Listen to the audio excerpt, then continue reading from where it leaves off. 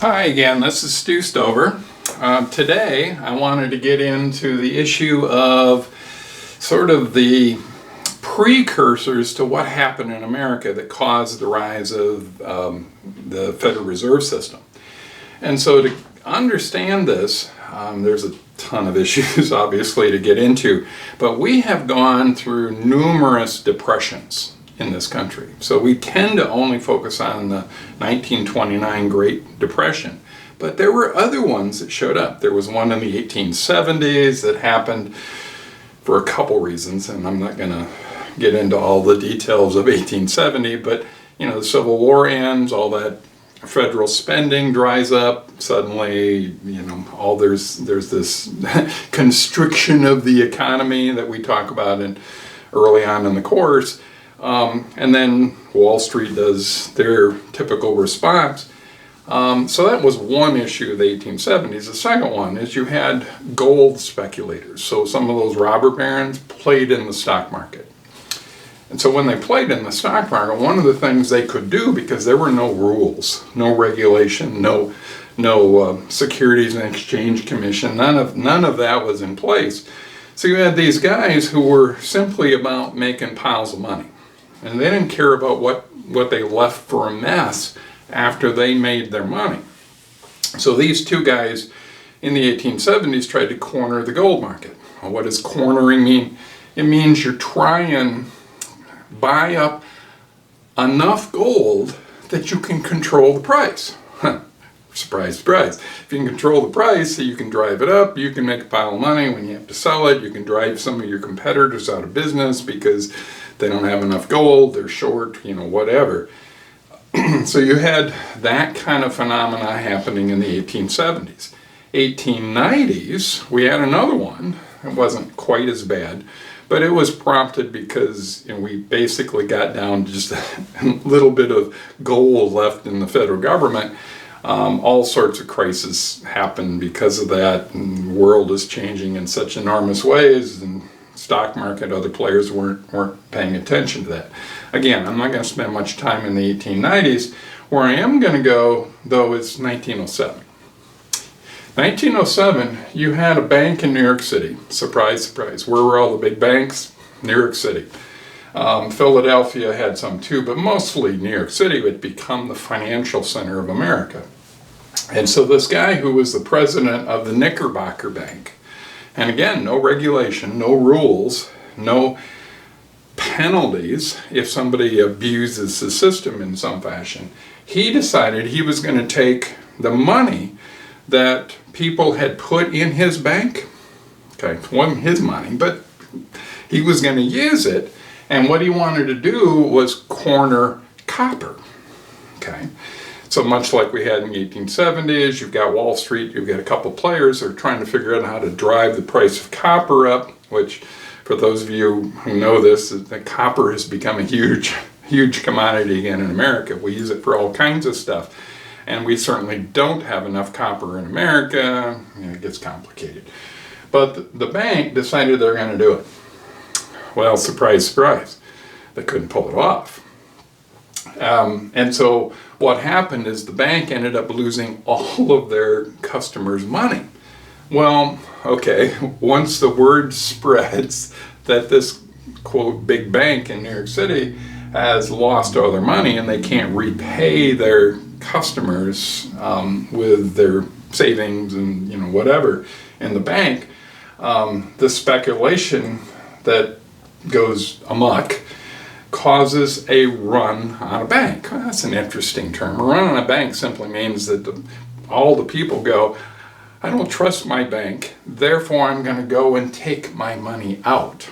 And so what you had were long lines of people trying to get into the Knickerbocker Bank. Okay, big deal. A bank goes belly up. Who cares? Actually, it didn't. It actually survived. I don't know if it's still there or not anymore, but it did manage to survive in some fashion. But a run on a bank is panic and a ton of fear. And so people start taking their money out of the Knickerbocker Bank. Well, of course, they don't have any money there, and they can try and borrow money from other banks. But are other banks going to loan them money right now? I mean, they're worried that the Knickerbocker Bank may actually go belly up. Did that happen in America a lot in the 1800s? Somebody would start a bank and next morning the bank was closed and the bank owner had bolted the city with all their money. Oh, and if you could catch them, I suppose you could impose some justice on them. But we didn't have a government that tended to focus on those kinds of issues. So a run on the bank also meant that people are going, well, the Knickerbocker Bank's a good bank. How about mine? And so what did people do? They went to their bank and started drawing their money out. Spread like the plague across New York City and then to other cities. And all of a sudden, the whole banking system is in risk of collapsing. Can you have a modern society and not have a banking system? Of course not. And many would argue that the banks in that era, early 1900s, were still focused on an agrarian society as we moved to a more manufacturing society. So the banks were not serving the needs of what society needed in that time. So what you had is a collapse of the banking system. And then the whole country is feeling like, oh great, we're back in a depression again, because that's what would have happened.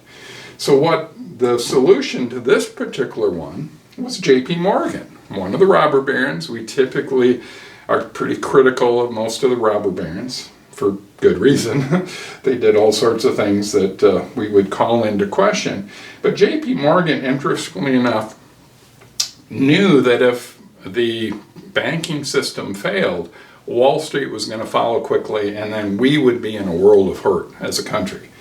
So what he did, he has an office right across the street from Wall Street. He called in some of the key bankers from around the city, locked them in a room and said, figure this out. And he went in the other room, played solitaire, smoked his cigars, whatever. And so what happened is they eventually came to him with a plan that said, here are the banks we want to save, here are the banks that, there's no saving them, they're going to go away. If banks go away, the people who have money in those banks lose all their money. Oh well, that was a rather harsh notion in that time period. But he ponied up some of his money, but he also forced them to pony up some of their money. And so they were able to generate enough financial stuff to put some security back into the banking system. So the run on the bank stopped, or at least slowed down in the short run, and he saved the banking system. Well, J.P. Morgan was in his 60s at that point. So think about that today. That would mean that if our banking system, if we didn't have a Federal Reserve, or a Federal Reserve that was serving the needs of the president, or whatever they would do, which is another story for another time, but it would mean that you'd have to have an Elon or a Bill Gates or a Warren Buffett to step in to try and shore up the banking system. And J.P. Morgan died a few years later, but the reality was our country got too big. Too massive in terms of the finances that it would take to run the country. And so there was a tremendous amount of pressure in more of the finance circles to say that the federal government had to step up and create a central bank. And the central bank being Federal Reserve. Now that didn't happen for almost eight more years before that happened. But J.P. Morgan was saying, I can't do it. I can't be the central bank for the United States. I can't do all of these roles that seem to be landing on his shoulders. And so the reality here is, because of this particular crisis, it forced us as a country to say we got to be a modern country, and we got to have the modern mechanisms to run a financial country like what was emerging in the United States. And if we had not done that, we would have had a very difficult time being a part of World War I, and certainly if we hadn't done it, World War II would have been very different in all sorts of ways. So the next clip I'm going to give you after this one is I'm going to dive into how the Federal Reserve works, what its function is, how sort of it started in the early days. And it wasn't clean in all sorts of ways. We'll talk about that in the next one as well too. But to understand what you do, what we had to do, you understand the reasons that we had to do it. And so the context is real important here. Thank you very much.